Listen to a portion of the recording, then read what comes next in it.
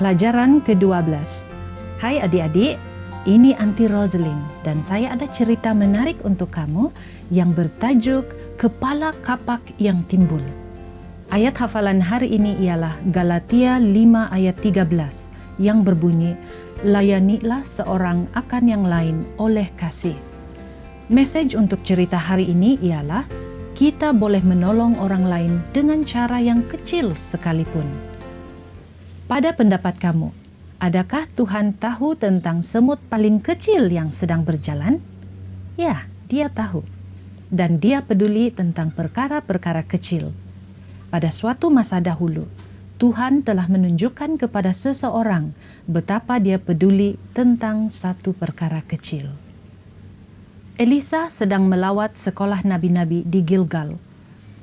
Ada seorang murid baru mulai belajar hari ini. Seseorang memberitahu Elisa, tetapi tiada ruang lagi untuk dia. Sekolah nabi-nabi ini betul-betul memerlukan tempat yang lebih luas. Para pelajar suka dilawat oleh nabi itu. Dia menjawab persoalan-persoalan mereka dan mendengarkan kata-kata mereka. Lalu mereka memberitahu dia mengenai masalah tempat. Nabi Elisa, Seorang pelajar berkata, kami suka kamu datang dan kami suka bila ada murid-murid baru yang datang. Tapi kami ada masalah besar. Kami memerlukan tempat yang lebih luas. Nabi Elisa memikirkan hal itu. Sekolah itu memang terlalu kecil. Iya, dia bersetuju. Tempat ini memang terlalu kecil. Mari kita pergi ke tebing sungai Yordan. Kita boleh membina sebuah tempat yang mempunyai muatan yang lebih besar. Seseorang memberi cadangan. Dan di sana ada banyak pokok yang boleh ditebang untuk membina bangunan yang lebih besar. Bangunan yang lebih besar diperlukan agar lebih ramai pelajar boleh datang untuk belajar tentang Tuhan dan supaya mereka boleh memberitahu orang lain. Ya, itu satu ide yang baik. Pergilah dan mulakan. Kemudian salah seorang pelajar berkata, Maukah kamu pergi bersama kami? Kamu boleh menolong untuk mencari tempat yang tepat. Elisa menjawab, baiklah. Lalu dia pergi bersama mereka. Mereka semua bertemu di sungai dan mulai bekerja. Banyak pokok yang harus ditebang untuk membina sebuah bangunan sekolah yang lebih besar. Setiap orang bekerja keras, menebang dan memotong dengan menggunakan kapak. Tiba-tiba, seorang daripada pelajar berseru, Oh tidak, tidak, tidak. Semua orang mendengar bunyi deburan yang kuat dan mereka berpaling untuk melihat.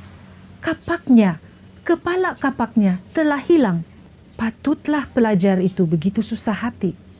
Kapak merupakan satu alat yang sangat mahal pada masa itu. Kepala kapak diperbuat daripada logam dan ia sangat sukar untuk menggantikannya. Ia bukan milikku. Pelajar itu merintih. Saya telah meminjamnya. Apa yang harus aku lakukan? Bagaimana aku harus menggantikannya? Aku benar-benar tidak tahu. Elisa bergegas mendekati pemuda itu. Di mana kepala kapak itu jatuh di sungai? Dia bertanya. Pelajar itu menunjukkan tempatnya. Di sana, katanya. Ia jatuh ke dalam sungai di sebelah sana. Kemudian Elisa melakukan sesuatu yang sangat aneh.